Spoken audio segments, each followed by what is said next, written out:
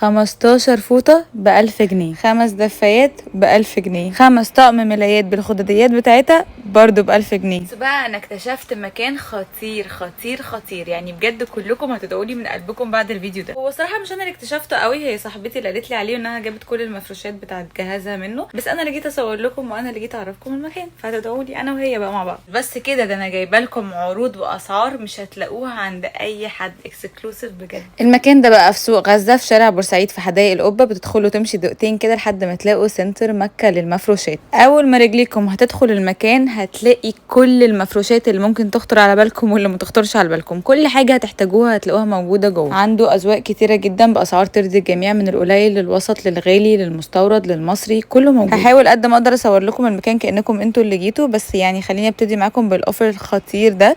5 ملايات ب1000 جنيه بالخداديات بتاعهم، يعني طقم كامل، فده انا مبهوره بيه جدا. وكمان في ان انتوا تجيبوا 5 دفايات بالوان مختلفه تختاروا اللي انتوا عايزينه، ده برضو سعره 1000 جنيه. يعني الدفايه الواحده ب 200 جنيه، يعني طقم الملايات كامل ب 200 جنيه، والماتيريال بتاعته كمان ناعمه جدا، والماتيريال بتاعت الدفايه برضو كانت ناعمه جدا. غير بقى كمان ان انتوا تقدروا تجيبوا 15 فوطه ب1000 جنيه، فالموضوع ده بجد انا عاجبني جدا. الاسعار دي ما بقتش موجوده اصلا دلوقتي. ولسه انا هوريكم حاجات اخطر واخطر واخطر. متخيلين ان طقم الملايات ده 5 قطع ب 200 جنيه؟ انا نفسي مش مصدقه يا جماعه. انا ما شفتش الاسعار دي من زمن، يعني تقريبا من ايام مامتي الله يرحمها، وايام مامتي الله يرحمها ما كانش فيه برضه حاجه ب 200 جنيه يعني. فلا لا لا بجد انا مبهوره جدا. بصوا القماشه كمان ناعمه كمان الدفايه ناعمه ازاي ب 200 جنيه برضه، يعني هنجيب 5 من دول ب 1000 جنيه، فتحفه تحفه تحفه. وبصوا بقى كمان تقيله ازاي، يعني مش دفايه خفيفه مثلا ب 200 جنيه، لا هي كمان تقيله. بصوا ناعمه ازاي.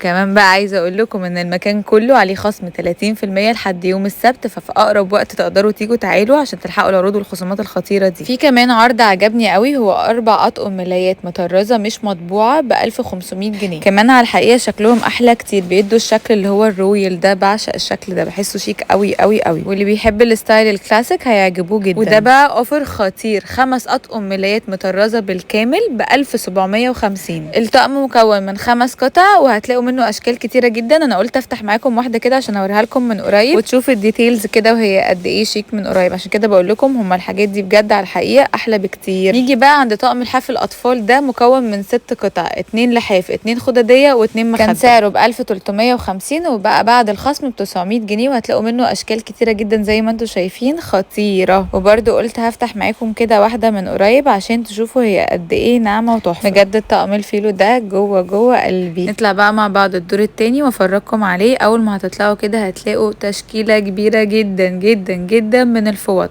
كل انواع الفوط اللي ممكن تتخيلوها هتلاقوها موجوده. هتلاقوا المصري، هتلاقوا المستورد، فوط صغيره، فوط كبيره، فوط بتاعه العروسه، فوط مطبخ، فوط تواليت، هتلاقوا كل الفوط بجد. وبرده هتلاقوا كل الاذواق، وهتلاقوا اسعار مختلفه كتيره. كمان هتلاقوا اطقم فيها 2 بورنس و2 فوطه و2 بشكير بتاعه العريس وبتاعه العروسه باشكال كتير جدا. كمان هتلاقوا كوفرتات اطفال باشكال كيوت قوي، وكمان في كوفرتات بتاعه كبار، وفي منهم هتلاقوهم بملايه وفي من غير. ندخل بقى على اطقم الملايات التركي، عجباني بشكل مش طبيعي. بيكون عباره عن ملايه وكوفرتا و2 خداديه، بجد اشكال خطيره، في منهم بجد اشكال مجننين. فعشان كده انا متاكده ان برضو اكيد هتلاقوا ذوقكم موجود وسط كل الكولكشن الكبير قوي ده. وبغض النظر يا جماعه عن اي حاجه، انا طقم الملايات اللي هو بتاع الفيل ده مجنني بكل الوانه، اي طقم فيل تلاقوه هتلاقوه عاجبني. كمان لقيت بقى عندهم تشكيله كبيره من بطاطين مورا، واللي ما يعرفش مورا دي ماركه اسباني، ودي من احلى ماركات البطاطين. هتلاقوا كمان تشكيله كبيره جدا من اللحفه، وهتلاقوا الوان كتيره قوي، والميزه بقى انكم هتلاقوها ناعمه قوي قوي قوي. هتلاقوا كمان تشكيله من اطقم مفرش العروسه، وفي كمان منها اطفال. انا قلت برضه اوريها لكم كده من قريب، شايفين الديتيلز. عايزاكم بقى تعملوا منشن لاي عروسه تعرفوها بتحبوها في العالم، يعني عشان تستفاد